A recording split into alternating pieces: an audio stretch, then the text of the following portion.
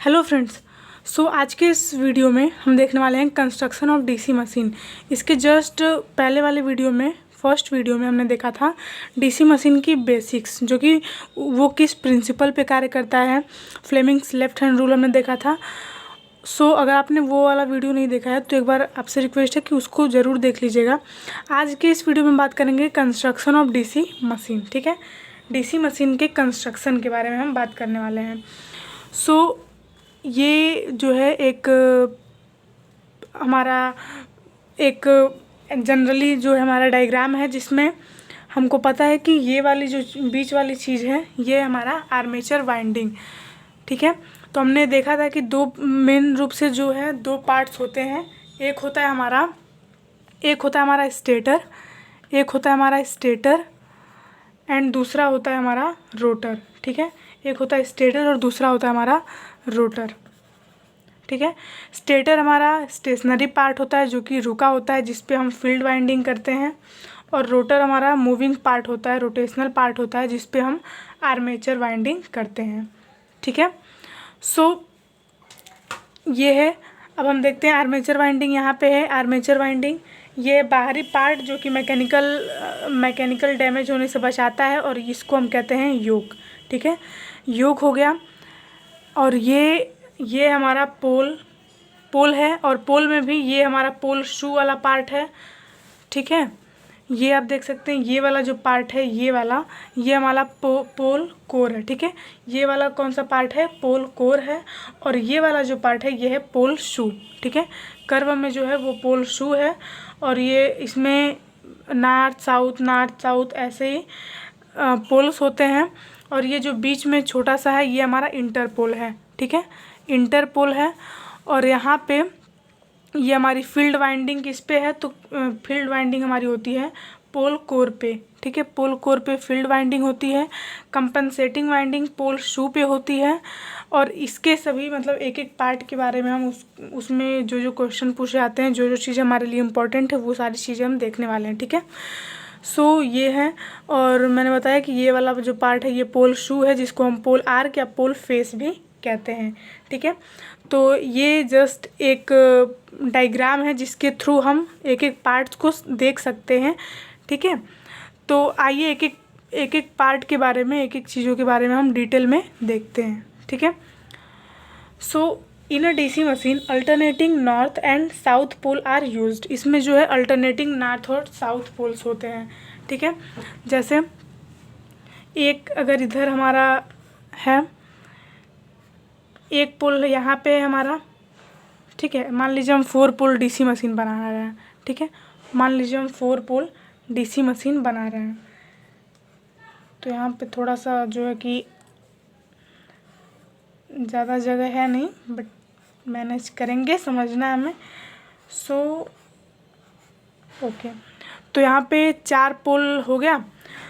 तो इसमें अल्टरनेटिंग जो है पोल्स होते हैं। यहाँ पे नॉर्थ है, यहाँ पे साउथ होगा, यहाँ पे नॉर्थ है, यहाँ पे साउथ होगा। ठीक है, लाइक दिस। और ये वाला जो पार्ट है हमारा इधर, तो पार्ट्स मैंने वैसे आपको बताया, जस्ट आप एक ये जो पार्ट है हमारा पोल शू है। ठीक है, ये वाला कौन सा पार्ट है? पोल शू है। ठीक है, कौन? ये पोल शू है।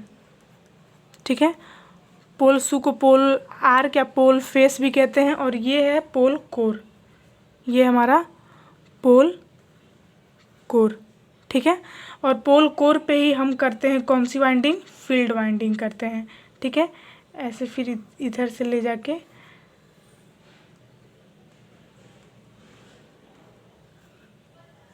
ठीक है, और ये टर्मिनल पे हम निकाल देते हैं, और यहाँ पे हम करते हैं कंपनसेटिंग वाइंडिंग। ठीक है, कंपनसेटिंग वाइंडिंग हो गया।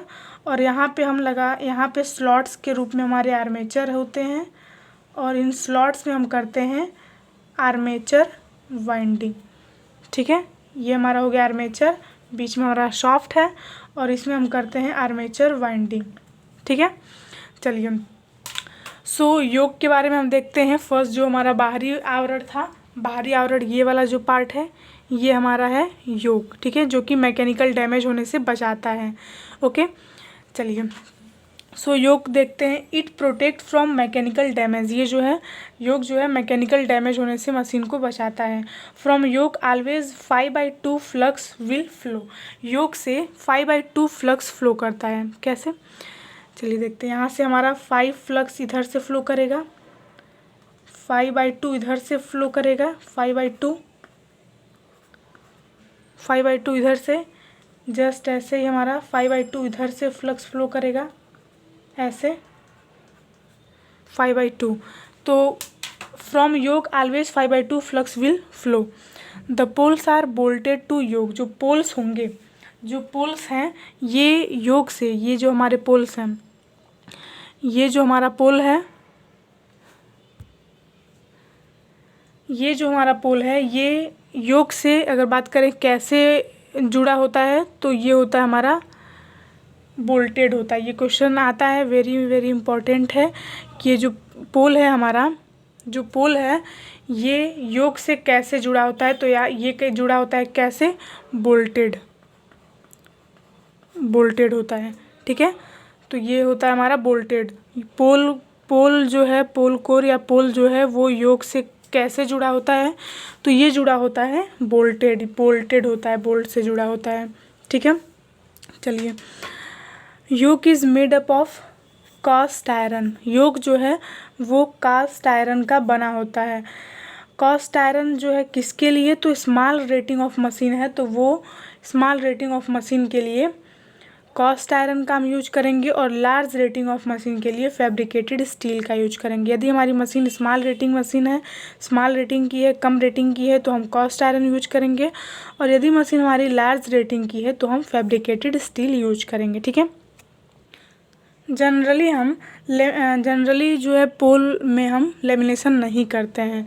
ठीक है, generally lamination is not provided in yoke. Yoke जो है हम योक में जनरली हम जो है कि लेमिनेशन नहीं करते हैं। ठीक है, लेमिनेशन हम कहाँ पे करते हैं, जब हम पावर इलेक्ट्रॉनिक्स की बात करते हैं तो वहाँ पे जो डीसी मोटर यूज होता है, वहाँ पे पावर इलेक्ट्रॉनिक्स में जो डीसी मोटर यूज होता है उसको हम लेमिनेटेड करते हैं, उसमें हम लेमिनेटेड योक का हम यूज करते हैं। ठीक है, बट हम जो अपने इलेक्ट्रिकल में जो मशीनें होती हैं उसमें हम लेमिनेशन नहीं प्रोवाइड करते हैं। अब है हमारा पोल में एक हमारा ये पोल कोर वाला पार्ट है। पोल में एक हमारा पोल कोर वाला पार्ट है, ये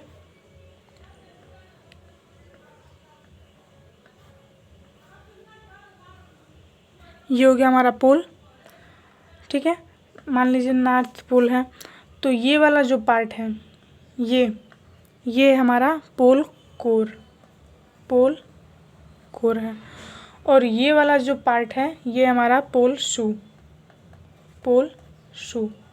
तो पोल में दो पार्ट होता है, एक होता है हमारा पोल कोर और दूसरा होता है पोल शू, और पोल शू पे हम करते हैं कंपनसेटिंग वाइंडिंग। ठीक है, तो फील्ड वाइंडिंग हम किस पे करते हैं, तो पोल कोर पे करते हैं फील्ड वाइंडिंग।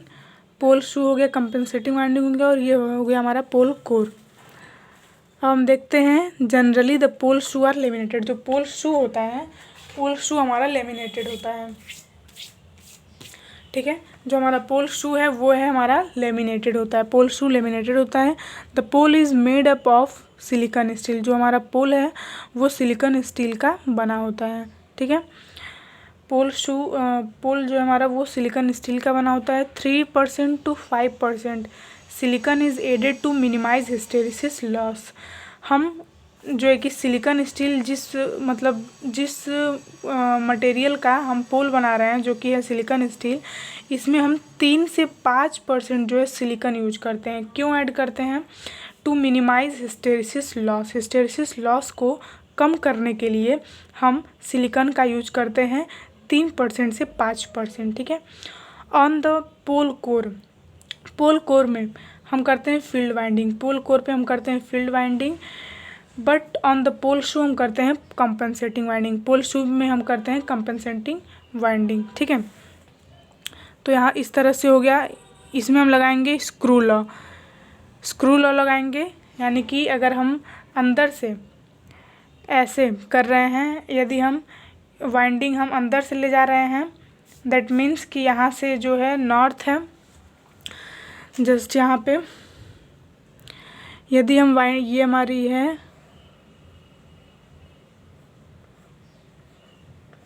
पोल, वो भी है नॉर्थ, ठीक है। नॉर्थ है यानी कि फ्लक्स जो है इधर से निकलेगा। हमें पता है कि मैग्नेट के बाहर नॉर्थ से साउथ की ओर हमारा फ्लक्स जाता है, नॉर्थ से साउथ की ओर, बट मैग्नेट के अंदर जो है साउथ टू नॉर्थ होता है डायरेक्शन, है ना। तो इधर से नॉर्थ है तो बाहर निकलेगा, और जब बाहर निकल रहा है यानी कि हम जो वाइंडिंग करेंगे वो करेंगे हम अंदर से, ऐसे वाइंडिंग करेंगे जस्ट साउथ। जब हम बात करेंगे अगर साउथ पोल की, तो जस्ट हम ऊपर से करेंगे। यहाँ पे हम स्क्रू लॉ लगाएंगे, यहाँ पे जो फ्लक्स है ये नॉर्थ से निकलेगा और साउथ में जाएगा, तब हम इधर से वाइंडिंग अपना प्लेस करेंगे, ठीक है। चलिए, तो यहाँ पे ये हो गया। सो अब हम बात करते हैं फील्ड वाइंडिंग की, ठीक है। अब हम बात करते हैं फील्ड वाइंडिंग की। सो जो फील्ड वाइंडिंग है ये होता है हमारा कंसंट्रेटेड टाइप का। कैसा होता है? कंसंट्रेटेड टाइप का होता है। और जैसा कि हमको पता है फील्ड वाइंडिंग हम किस पे प्लेस करेंगे, तो फील्ड वाइंडिंग हम करेंगे पोल कोर पे, है ना। फील्ड वाइंडिंग हम करेंगे पोल कोर पे, और ये जो फील्ड वाइंडिंग इस पे हम करेंगे प्लेस, ये होगा हमारा कंसंट्रेटेड टाइप का। कैसा होगा? कंसंट्रेटेड टाइप का। और ये हम किसका फील्ड वाइंडिंग जो है ये किस मटेरियल का होगा, तो ये होगा हमारा कॉपर का। किसका होगा? कॉपर का होगा, ठीक है। किसका होगा? कॉपर का होगा। और इसको हम किस पे प्लेस करेंगे, तो प्लेस्ड ऑन पोल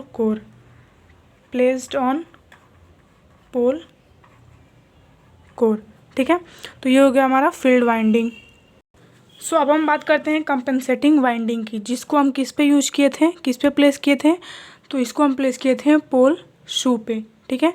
ये भी जो है ये भी हमारा कॉपर का ही बना होगा, ये भी कॉपर का ही बना होगा। इट इज़ प्लेस्ड इन पोल शू, इसको हम पोल शू पे प्लेस करेंगे। पोल शू का ही और नाम क्या है, तो पोल आर्क या पोल फेस, ठीक है। The compensating winding is use to minimise the armature reaction.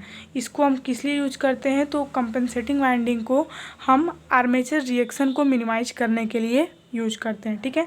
And it also improve commutation, और ये कम्यूटेशन को भी इम्प्रूव करता है। आर्मेचर रिएक्शन क्या होता है, कम्यूटेशन क्या होता है, हम आने वाली नेक्स्ट वीडियोज़ में हम देखेंगे बहुत ही डिटेल में, ठीक है। तो कंपनसेटिंग वाइंडिंग का हम यूज क्यों करते हैं, इसको हम यूज करते हैं आर्मेचर रिएक्शन को मिनिमाइज करने के लिए और कम्यूटेशन को इम्प्रूव करने के लिए, ठीक है। अब हम बात करते हैं इंटरपोल्स की। इंटरपोल्स क्या हैं? These are the small pole comparative to main pole. Main pole के कंपैरिजन में ये स्मॉल पोल्स होते हैं, मैंने आपको दिखाया था। It is placed between two main pole. Just एक बार आप फिर से देख लीजिए। जैसे ये है हमारा एक पोल यहाँ पे है, ठीक है,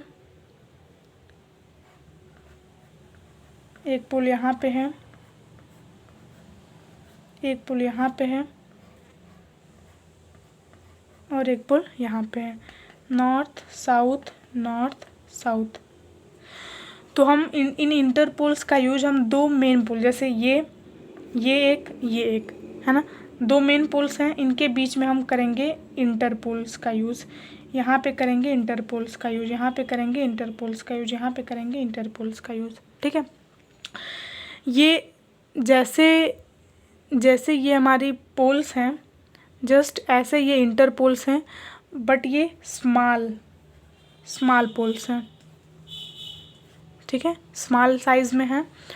और ये भी जो है सिलिकॉन स्टील का ही बना होगा, ये भी सिलिकॉन स्टील का ही बना होगा। सेम जिस मटेरियल का ये है, ये पोल है, उसी मटेरियल का ये भी इंटरपोल्स भी होंगे, ठीक है।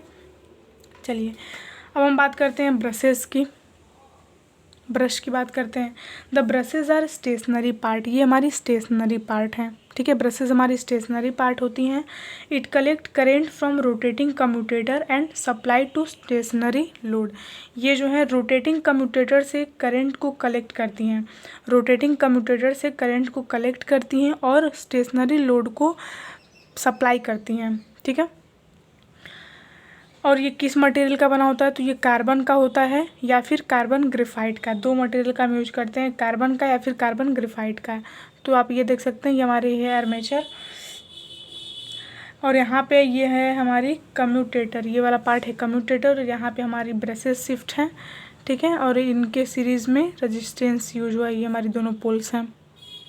सो अब हम बात करते हैं कम्यूटेटर की, ठीक है। तो कम्यूटेटर को हम एक मैकेनिकल रेक्टिफायर भी कहते हैं। क्यों कहते हैं, अभी हम देखते हैं। मैकेनिकल रेक्टिफायर भी कहते हैं इसको, रेक्टिफायर भी कहते हैं, ठीक है। कम्यूटेटर को हम मैकेनिकल रेक्टिफायर के नाम से भी जानते हैं। ये क्या करता है, ये बाई डायरेक्शनल करंट को यूनिडायरेक्शनल करंट में चेंज करता है। क्या करता है ये, तो ये करता है बाई डायरेक्शनल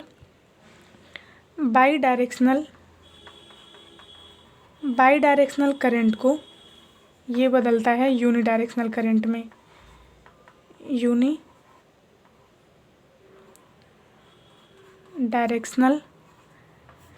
करंट में बदलता है, ठीक है। जैसे जो हमारा एसी करंट होता है वो जस्ट लाइक ऐसे होता है ना। तो इसको ये इस प्रकार के जो करंट होता है उसको ये बदल देता है, कैसे, तो कुछ इस टाइप से बदल देता है। तो इसको ये कैसे बदल देता है, यूनिडायरेक्शनल में, जो कि ऐसे होता है। ये प्योर डीसी नहीं होता है, ये पल्सेटिंग डीसी होता है। कौन सी डीसी होती है, पल्सेटिंग डीसी होती है, ठीक है। पल्सेटिंग डीसी होता है। तो ये हमारे ऐसे बाई डायरेक्शनल करंट को ये बदल देता है यूनिडायरेक्शनल करंट में, ठीक है। अब आगे देखते हैं हम। तो यहाँ पे जैसे कम्यूटेटर में कई सारे सेगमेंट्स होते हैं, कुछ इस टाइप के, ठीक है। इसको थोड़ा सा हम बड़ा कर लेते हैं।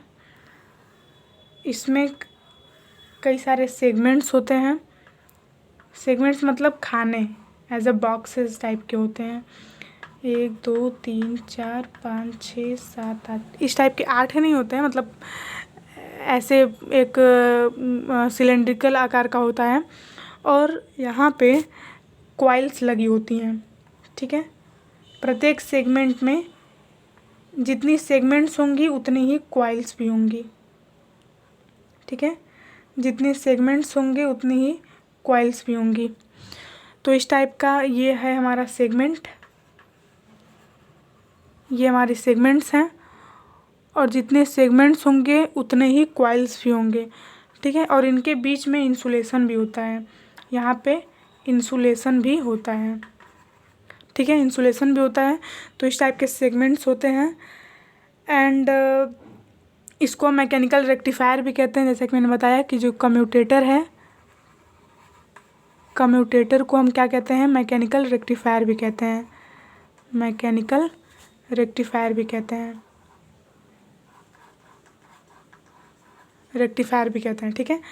और इसको हम इमेज ऑफ आर्मेचर वाइंडिंग, इसको हम इमेज ऑफ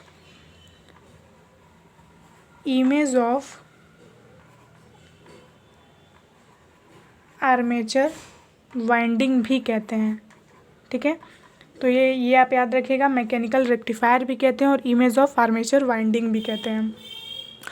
ये किसका बना होता है कम्यूटेटर, तो कम्यूटेटर बना होता है हार्ड ड्रॉन कॉपर वायर का, कॉपर का, ठीक है। तो ये किसका बना होता है, ये बना होता है हार्ड ड्रॉन कॉपर का, हार्ड ड्रॉन कॉपर,